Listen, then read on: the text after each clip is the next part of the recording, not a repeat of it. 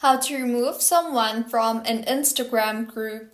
Hello everyone, I am Bishaka and welcome to our channel. Now let's get right into the tutorial. Firstly, go ahead and open the Instagram application on your device and make sure you are signed in. Now, tap on the messages icon from the bottom of your screen and then go ahead and open the group from where you want to remove the people. Once you have opened the group, tap on the group name on top of your screen and you will see the option for people there.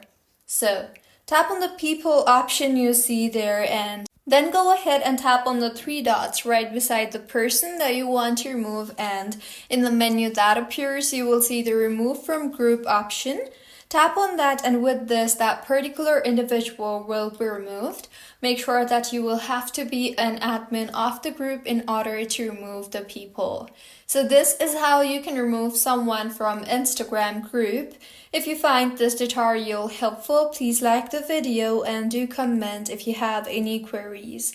Also, do subscribe to our channel for more helpful tutorials like this. See you on the next one.